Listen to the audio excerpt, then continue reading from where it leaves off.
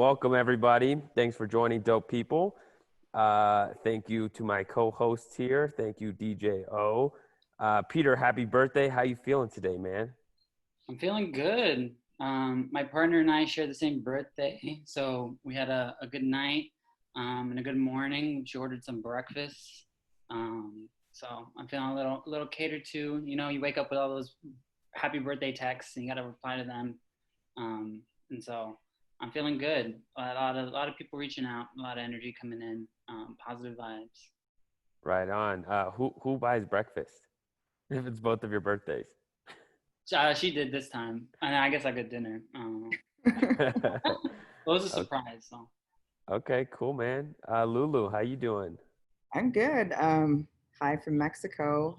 We just got back actually from a visit up to California. Kind of interesting vibes in California right now.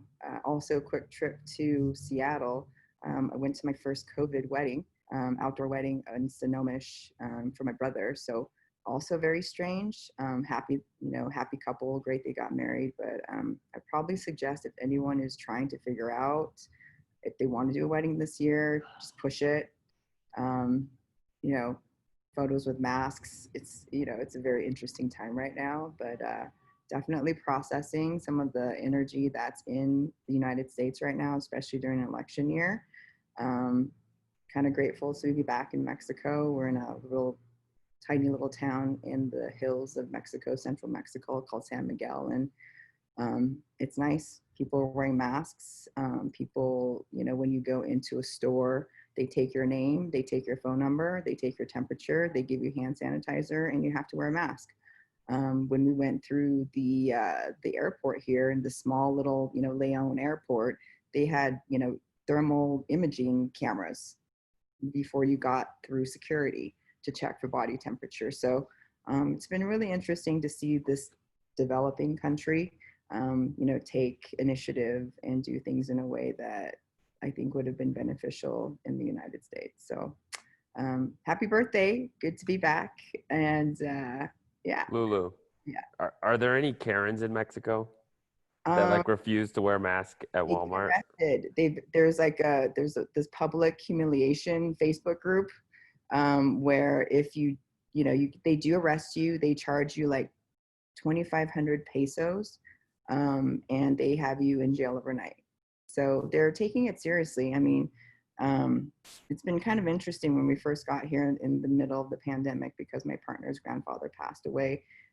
They had shut down alcohol on the weekends because San Miguel is kind of like, I'd equate it to maybe the Hamptons of Mexico City. So a lot of, kids come on the weekends. It's kind of like lots of activity, lots of weddings, and they shut down alcohol.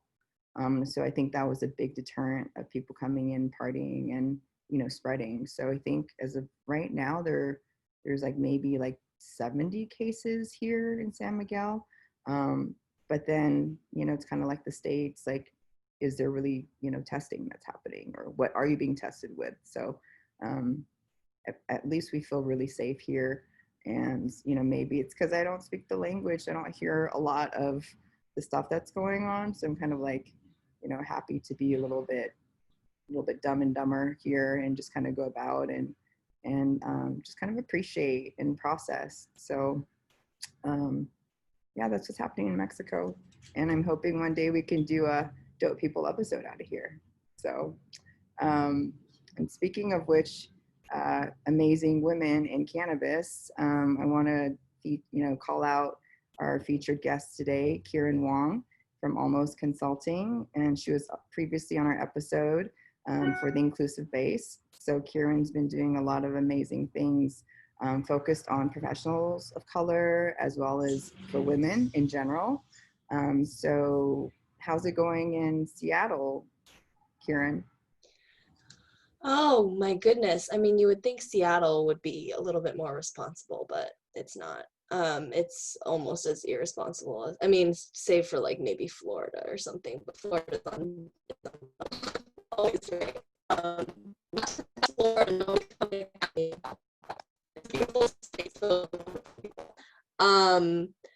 but here in Seattle right now, it's just places are opening up too fast. It's just not feeling very comfortable.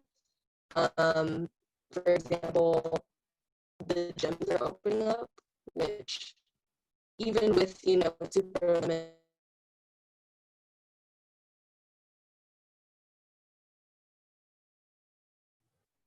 Oh, I think we might have lost Kieran right there.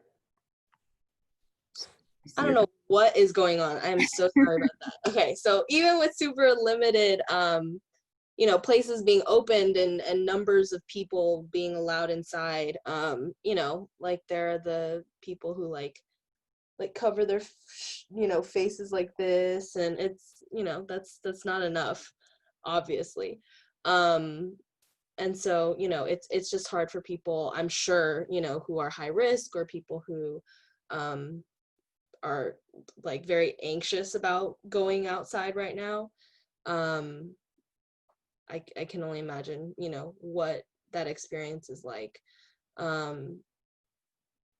Yeah, just a lot of irresponsibility and prioritizing capitalization of, you know, everything over people. I hear that. Shout out to the people that wear their masks and do their best to look out for other people. One thing I will say is you only see the people that you think are doing it wrong. You never see everybody else that kept their ass in the house, that wears a mask and just goes about their business in and out. And I think we all just need more love. Shout out to them for caring about everybody else. Yeah.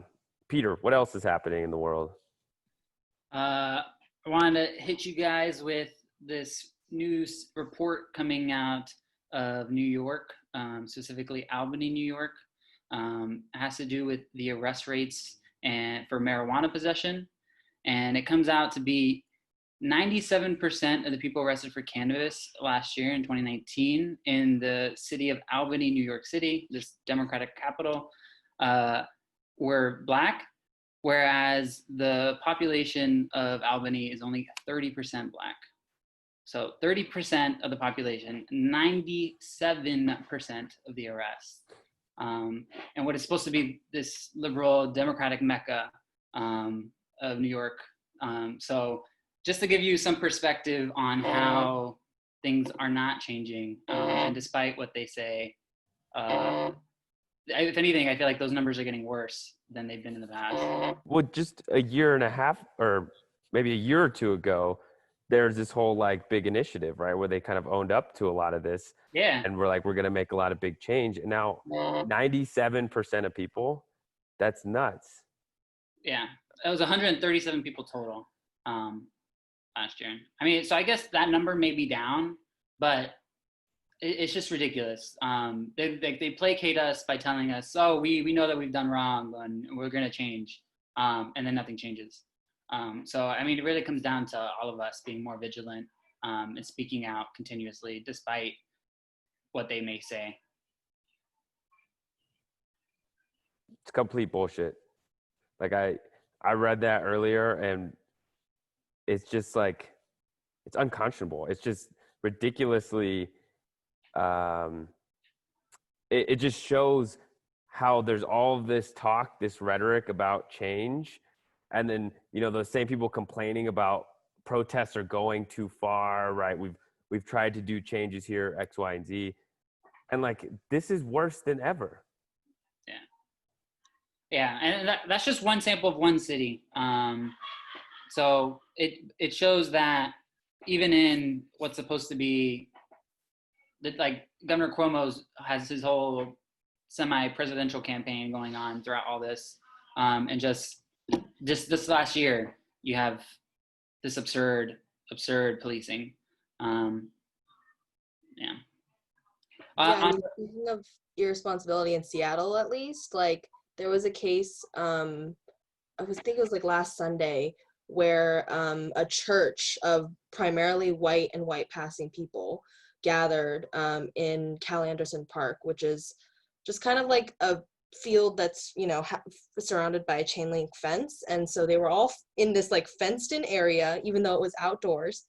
None of them, I mean, maybe like 3 or 4 people were wearing masks. Most of them weren't. And they were all sharing, they were all getting baptized in the same water. Yeah, yeah. And SPD, the Seattle Police Department, was like, we, you know, the event was very off the cuff. We didn't know it was being planned. There was no way for us to stop it, yada, yada. I'm like, we have seen you bust up protests, violent protests with people of color consisting mostly of the attendees, with no prior any warning at all. We know you're capable of this, you know, like we know that you can shut down large gatherings. You've done it before. You did it last night. You drove a SWAT van into a group of protesters because they were not white. It's so clear, the distinction. Yeah. Switching gears to my other little point for the day, there was a recent article in Green Camp about corruption in the cannabis industry. There seems to be a lot more movement on the part of the FBI to tackle corruption in the cannabis industry. So I want to outline 3 different forms at which corruption is taking place. One is straight up corruption by the people granting licenses. And an example of this is happened last year with Calico, a brand, where they had 2 representatives who were accepting $35,000 in bribes in order to get licensees for their dispensaries. And some of the claims, because this was an FBI sting operations, but some of the quotes from the people doing this was, "Oh, this isn't our first rodeo. We've had similar work done for people," and things like that. So that's one aspect of corruption, is people accepting under the bribes to get licensees. A subtle influence of corruption on the lobbyist front was in Santa Barbara, where one of the council members in the middle of a meeting emailed a lobbyist asking if they were okay with some of the laws around employment and staff development. In the middle of a meeting, just emailed the lobbyist being like, "Oh, this is being decided upon. Do you agree with this? Should I vote yes or no?" Very absurd and ridiculous. The fact that they got caught in the middle of a meeting doing that. And then another subtle influence of corruption is in municipal fees and tax collection. And an example of this is in Massachusetts, where they're allowing certain cannabis companies to donate or give funds and fees to different municipal projects. And then it's kind of like a quid pro quo, where we'll give you some money and then for this fund, and then you'll be nice to us when it comes down to when you can give out licensees and determine the jurisdictions for operation and grant those to us before the licensing process even began. So those are 3 forms of corruption that I wanted our audience to be aware of that are going on in different states, in order for them to be aware, if they're trying to get into the industry, that they can call it out and look for it before someone else reports on it. You know what's crazy about that to me is it's already hard enough for Black and brown people in the industry, and for people that have been vilified for using cannabis, for women, for a bunch of different minority groups. And it's institutional at a legal level. And then when you compound that to the fact that there's under the table deals going on that are in these closed door sessions that you can't even get into, not saying you should participate in it, but like that just compounds to how much more difficult this is for people of color. And so it really like shows to me that capitalistic mindset of like, if you were working harder, right, then you could do it. And it just shows how many extra boundaries there are. And there's just all this bullshit. I'm going to second, the first point of greasing the city council or municipalities. I've heard numerous licensees, specifically in Southern California, talk about that. So yeah, it's kind of fucked up, and on so many levels. And the way that they mask it is just like how do you not see that? Like, do you think we're stupid? Like, we can see through this. And the last point I think is, you know, the last point that you mentioned, I'm like, is that kind of like Trump saying, hey, I want TikTok and Microsoft to merge, but then you have to give a percentage of that sale to the Treasury. It's like, isn't that kind of like extortion legally?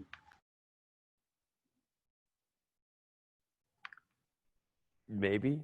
Yeah, I wasn't ready to make that jump, but I can kind of see where you're going. You know, just do business honorably, and, you know, like, give everyone a fair chance, like, make it a sustainable system, make it a sustainable industry, because, like, you know, that's one of the things that we very much believe with Revel is a rising tide lifts all boats, you know. And if people could kind of change that thinking a little bit to, instead of smash and grab and let me get all of that I can, to let's create a sustainable ecosystem where everybody wins, and it's just nicer, more peaceful, and, you know, everyone succeeds and everyone does better, and that lifts everybody. So yeah, it's been a really interesting to see what's been happening during this kind of correction with cannabis.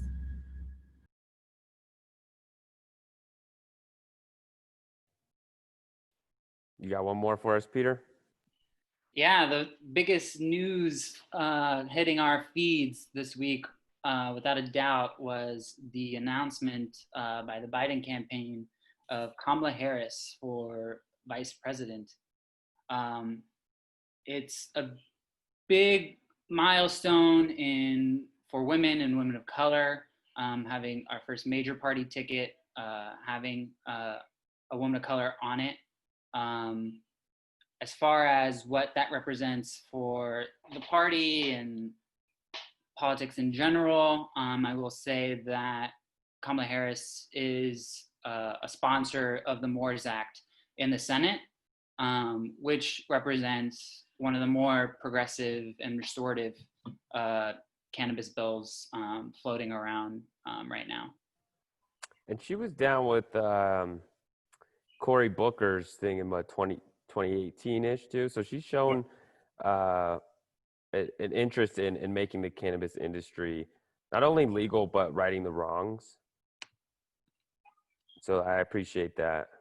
Well, on that note, there hasn't been, Biden is firmly not trying to take up that issue.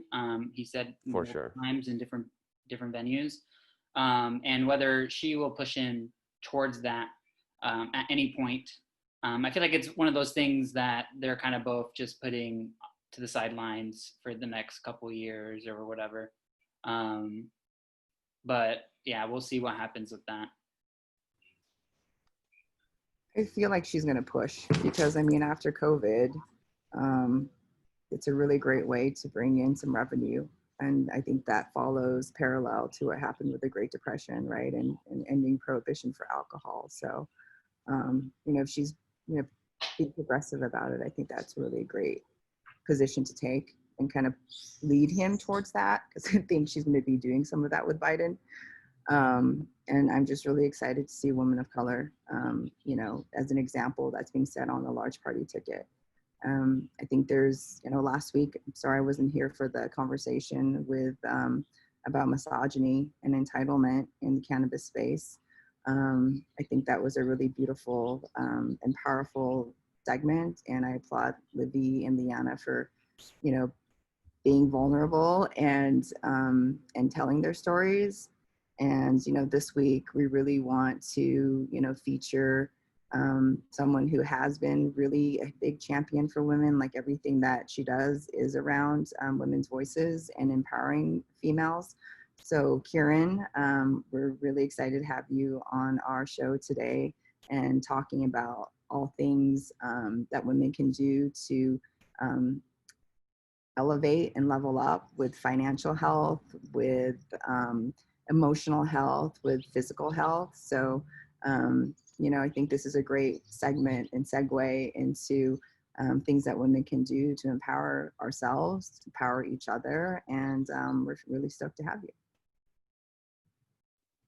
Yeah, thank you again for having me and dedicating this time to talk about kind of not only my journey, but specifically in regards to finding ways to support women. I started out clearly with cannabis and I'm moving towards, you know, things like personal finance and other wellness practices that I think cannabis definitely falls under that, right? Cannabis and hemp. And so with that, it's been a very interesting journey for sure. And also apologies if my cat, he's very needy right now, and so he's been like every time I'm on a Zoom call, he's like trying to go back and forth. So apologies if that happens. But in regards to specifically the journey in cannabis, that was the first thing that I noticed when I got into the legal recreational market in late 2015.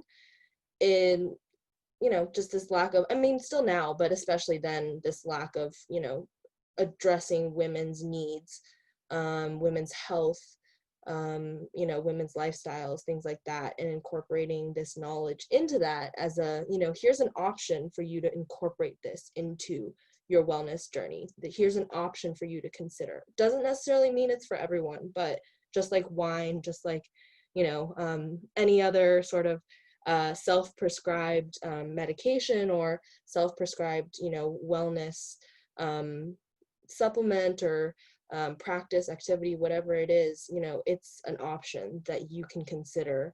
And I don't think enough women get to consider it.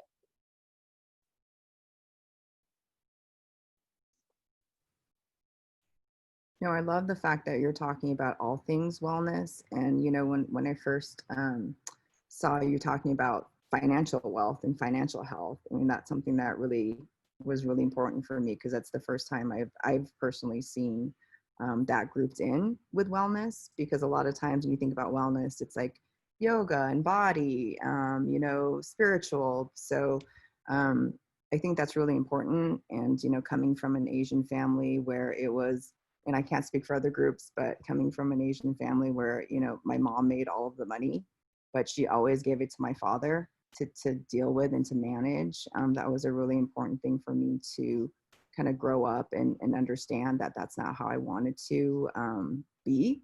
And I wanted to be self-sufficient. And I'm very grateful that we are in a time period where there are more options for women to be able to be financially healthy and stable on our own. So, you know, I think it's really amazing that the women speakers that you have for this summit that's coming up, all of this is leading towards this women's virtual summit that you're hosting about women's wealth and women's wellness. I think it's beautiful that anytime you incorporate people into your projects, they're people that you've worked with and have professionally and personally connected with. So I love your network, and I'd love to learn a little bit more about what types of things that are going to be focused for the summit. Yeah, so all 9 of the speakers, so it's going to be a sort of a day-long experience, and you know, some people are like, I'm working that day, and it'll be recorded and attendees will have access to the recording. So if you can't make it, you will get the recording. And what we're going to go over, each of these 9 women I've personally worked with before, and so I can definitely personally attest to the knowledge that they have to share, as well as being able to implement that knowledge into my own life. I started my personal finance, like really taking that seriously, about 20 months ago.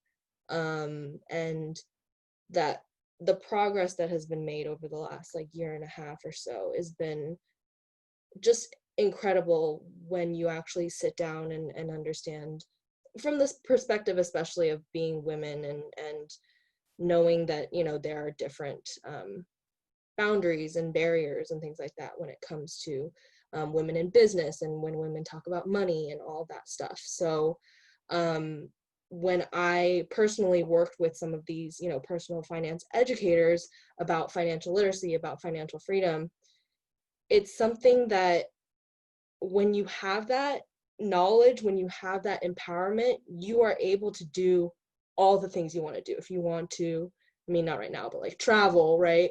or if you want to get that human design reading, or if you want to get that tarot reading, or if you want to get that astrology reading, if you want to go, you know, when this is all over, get that facial, or, you know, get your eyebrows done, get your nails done, whatever it is, you know, you want financial freedom to be able to do all those things. It's always easier, right? So I think it's all part of the package, and I think it all needs to get addressed for sure.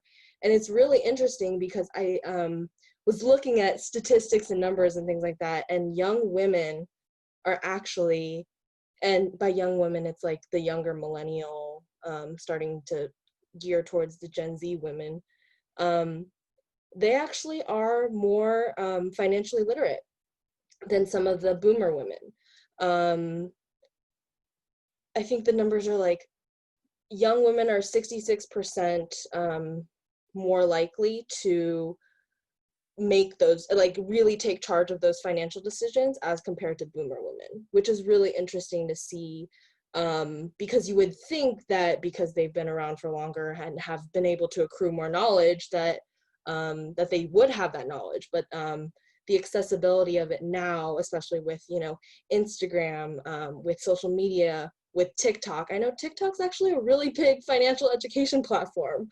So there's a lot of knowledge going around and being shared right now that I think, you know, this event isn't just for millennial women. It's for every woman who wants to build their wealth, so that not only can they enjoy their life now, but in retirement as well. Retirement is a third of our lives when we think about it, and we're not working. So we need to be like making that money.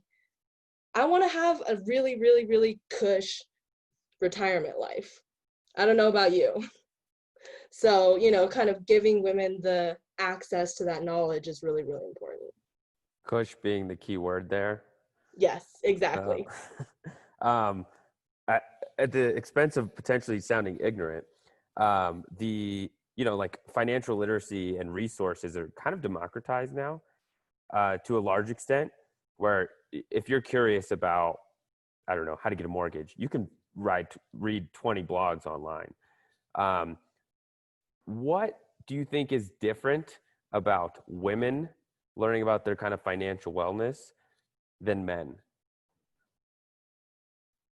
Yeah, I mean, I think especially for women of color, there are so many things that we don't get access to, or just people of color, not just women of color. There's so many things that we don't get access to knowledge-wise that, like, you know, white people do get access to because it's carried down generationally, or, you know, whatever it is, through industry connections, etc. So when it comes to financial, you know, education, I personally love hearing from women of color, because I think seeing yourself talk to yourself about money, not seeing yourself, but someone who looks more like you than, you know, as one of our speakers, Berna, likes to say, hella male and hella pale.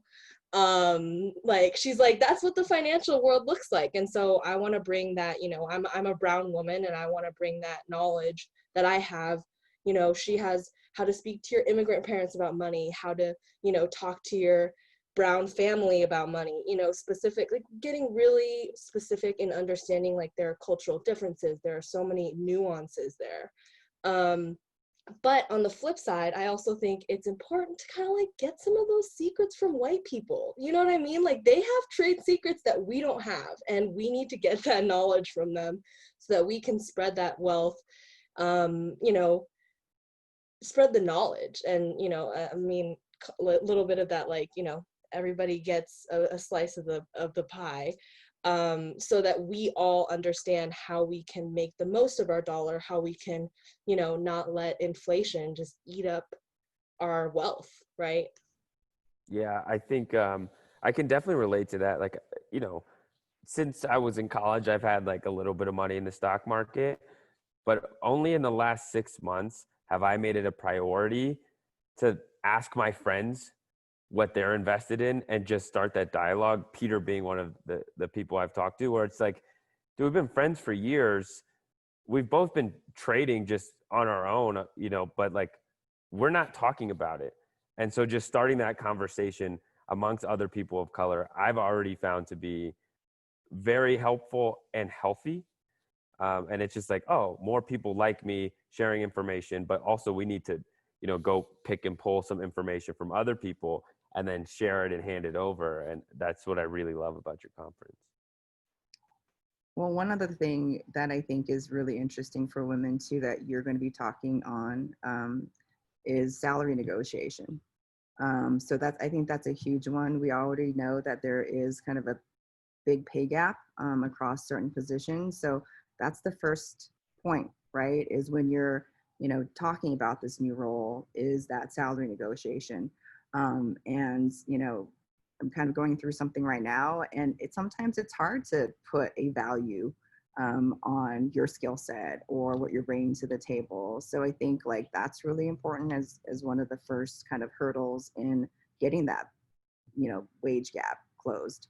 And you know, that's something I'm really excited to learn about in terms of strategy. But one thing you did mention too that you guys are going to be talking about is human design. I've heard you're the second person that's mentioned that to me in the past 2 weeks. So I want to learn a little bit more about that. Can you expand on that, Kieran? Yeah, so human design is, it definitely has been around for a very long time, but in the last few months, even to year, there's been a surge in the mentions of human design, you know, from people on social and different places. So human design is definitely kind of, you know, I would say like taking off, but it is a very, you know, it's been around for a while. Not like ancient practice or anything, but it's been around for a good while. And with human design, I like to think of it as kind of like astrology meets Myers-Briggs and Enneagrams and all that. It's like kind of a melding of all of that into beautiful harmony and symphony. What I love about human design is that, you know, you do need to know your date of birth, when you were born, where you were born. And that tells you a lot about your different, you know, the different points in your body, and listening to them, like listening to, you know, your voice, right? Listening to your gut, listening to your spleen. And instead of just letting your mind be super noisy, which I know that's a big thing that a lot of people, you know, struggle with, is that noisy mind that kind of convinces you not to listen to your heart, not to listen to your gut. And human design really like breaks that down and helps you understand, do I have an open spleen or do I have a fixed, is it open spleen? I'm not an expert, so I'm gonna let Victoria be the expert there.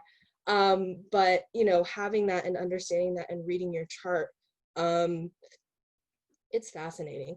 I will put a link to the human design test, or the human design, yeah, where you fill everything out.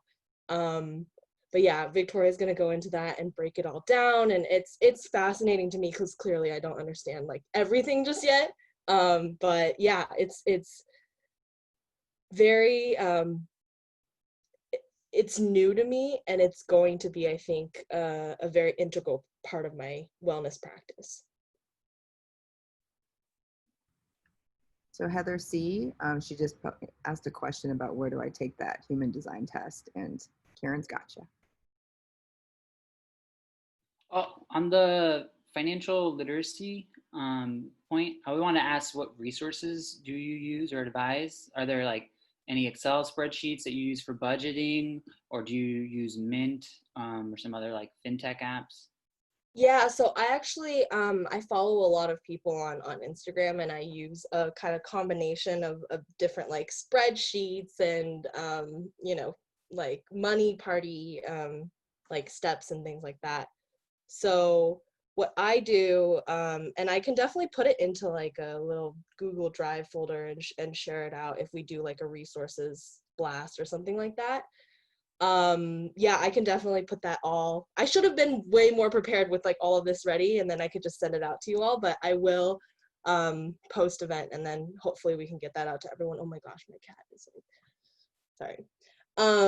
So there's a lot of different ways to budget. There's a lot of different ways, you know, to understand your money. And so it's what feels most comfortable to you. I personally do not like apps. I think they're too restrictive in terms of, you know, they categorize things for you, and then you have to go in and manually, you know, undo all that stuff. So I just personally like to like really be really manual with it, which for now is a good process for me, but someday maybe not. What we're doing actually next Thursday on the 20th at 9 a.m. Pacific, noon Eastern, we're doing a free live budgeting workshop on Instagram. And that's just going to be, 45 minutes of Vanessa from Wander Onwards and I just talking about, what are some budgeting basics? And then also, if you're budgeting for weed consumption, here are some tips, things like that. So we're going to get into that. Maybe it'll be a teaser for you to feel like, okay, I want to learn even more about this, and I want to, get into the saving and budgeting. And that's kind of what we're going to cover in the summit in September. Take a breath.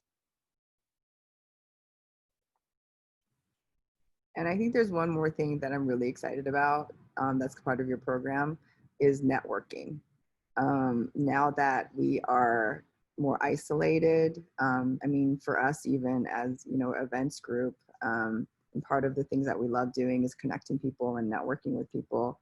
What are some kind of interesting tips that you can share about that?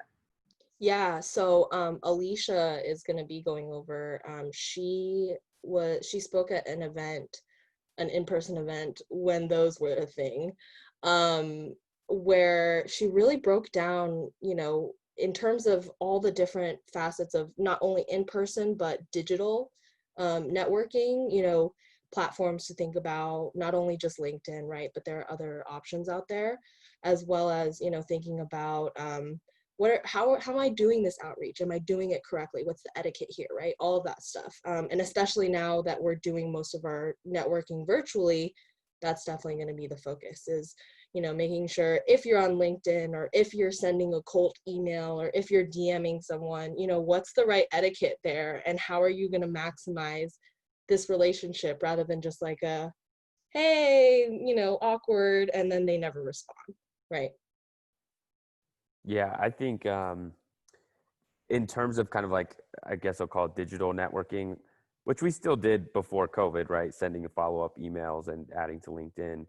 There are some things that some people seem to get and some people don't about the level of, how aggressive you can be or not to be. And I could imagine that really varies across gender.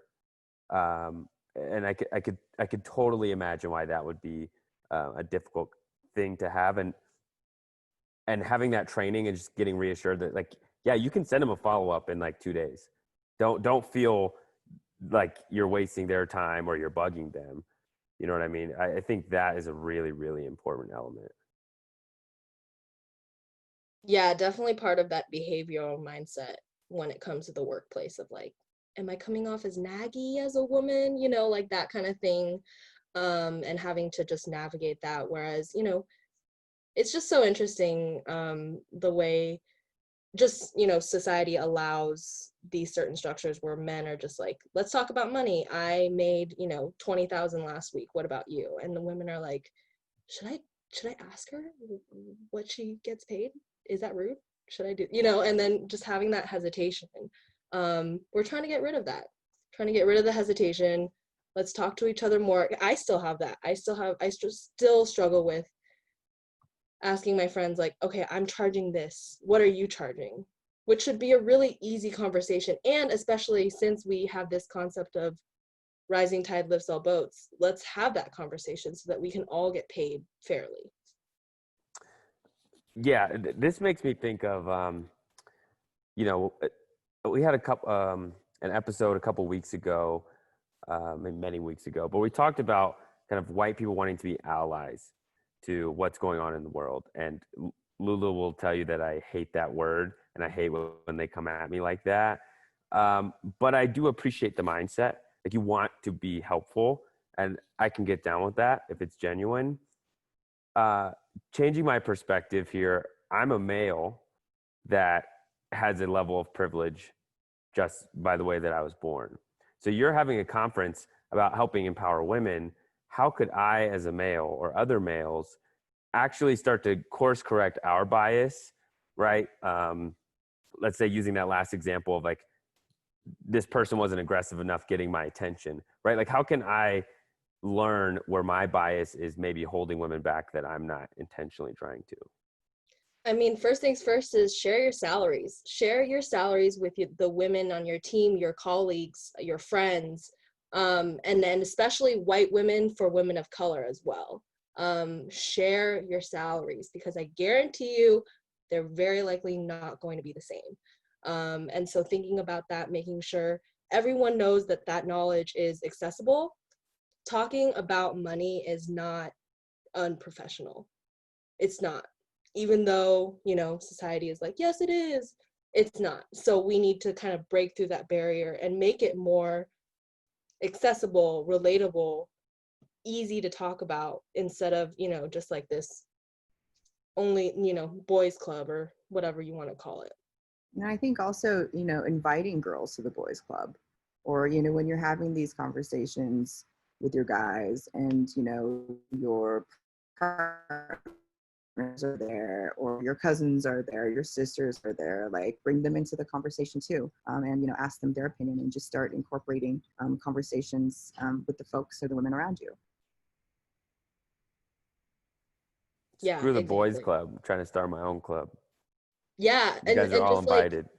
let's start our own club. Let's make it accessible and safe, right? Because inviting women to a boys club where it's still not safe is not the solution. It's the, you know, let's make it safe for women to enter these spaces. I kind of liked your idea, Jacoby, too, of like, why don't we, you know, start talking and sharing, you know, things that we hear, and, you know, investment strategies just through conversation. Maybe we could do a little cool OTR thing around that. I just heard that DocuSign is going to be a really great one, because they just locked down all of the contracts for the United States. Any type of governmental stuff is going to go through DocuSign. So that might be an interesting stock to look at. Revel does not provide any financial advice. This is Just making that entertainment clear. purposes only. Entertainment purposes only. We are not financial advisors. 100%. I find that my partner recently started doing financial advising for her friends and family. So I'm glad that this is a revolution happening across the board, coast to coast. But one big thing with her and her clients, which are friends, there's a lot of fear and just deliberate ignorance around where your money goes that she's finding with some of her clients.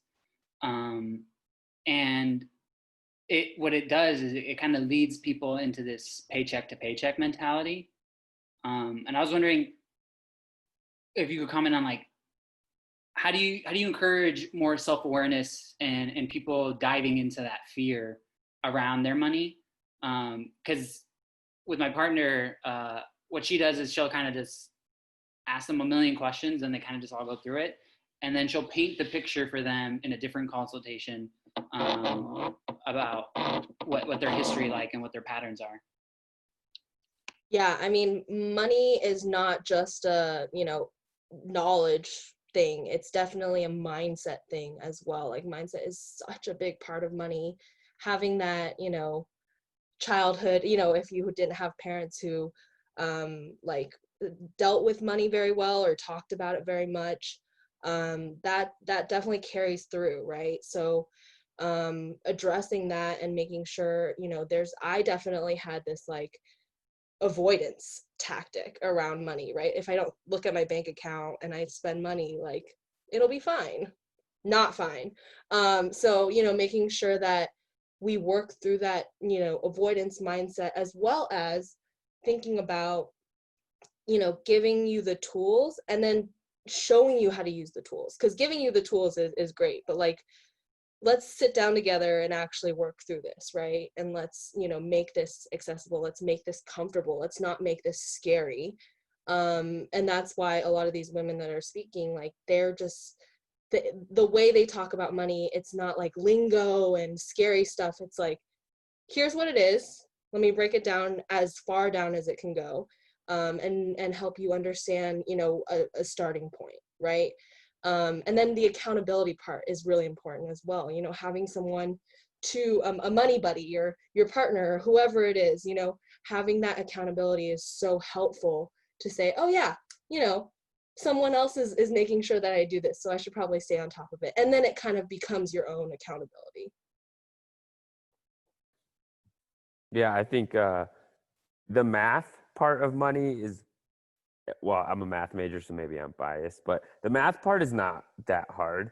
It's the emotion part, right? And if you conquer that, it's then the decisions, right? And then when you're making like real tangible decisions that have long-term impact on where your money goes up or where it goes down, that's where it starts to get difficult. But a lot of times it's not the numbers. The numbers aren't the hard part. No, and also like fuck Dave Ramsey for saying that, you know, all you have to do is not buy a cup of coffee and then you'll be a millionaire. Like, no, fuck you, Dave Ramsey. That's not how it works. There are so many other more wonderful educators out there that you can be following. Do not buy any of Dave Ramsey's bullshit. Just a heads up. Noted. Wasn't planning on it, but with that strong recommendation, I definitely won't. Are there people that you find extremely influential? This can even be a shameless plug to the people that are actually going to be speaking at your conference. Yeah, so Berna, love her. She's probably like one of the most entertaining financial educators that we have, as well as her first 100K. So Tori found me when I was like at rock bottom financially. Like I had no clients, I was making no money, I had like barely 2 months worth of savings, and I was like freaking out. And she could like see the panic on my face. And then the things that she walked me through really turned things around for me. And then I was introduced to so many other financial educators like Berna, who is just like the most amazing. And like I'm still mind blown that she like agreed to speak at this event. Like she is so amazing, and the way she talks about money and really makes it relatable, especially for women of color. And for me, I'm like, I've never seen like an Asian woman, let alone like a brown Asian woman, talk about money like this. You know, I've heard from white women, I've heard, you know, from maybe some Asian women, but like I want to see brown women, I want to see Black women talking about money, you know, like I want to see more of that. And there is more of that. It's just they're just not getting represented as much, and that stops right now. I love that.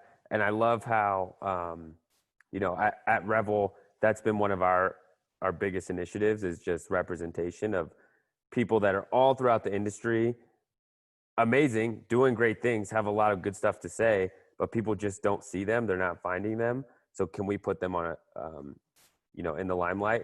But then also what I really love is how we take cannabis, working with people like you, and really talk about other tangential things that are so important to our lives, right? Like money. It started with cannabis, and that's how we're connected, and that's where a lot of our similarities came from, and even just how we met. But you're able to expand that into so many more things that are really important to our daily lives, and just I commend you for that, and being such a large advocate for women and people of color. And Yeah, thank you all for giving us the space to talk about things like this. And I'm just going to echo Kieran, like you're the most productive advocate and campaign creator, and you know, everything that you do is so timely. So you know, everyone is stressing about, you know, personal wealth right now with COVID, about wellness. So thank you for creating such a beautiful summit that's going to be happening next month, September 19th. We're really honored to be a sponsor. So with the attendees today for this episode, we will be raffling off 2 tickets. So thank you again, Kieran.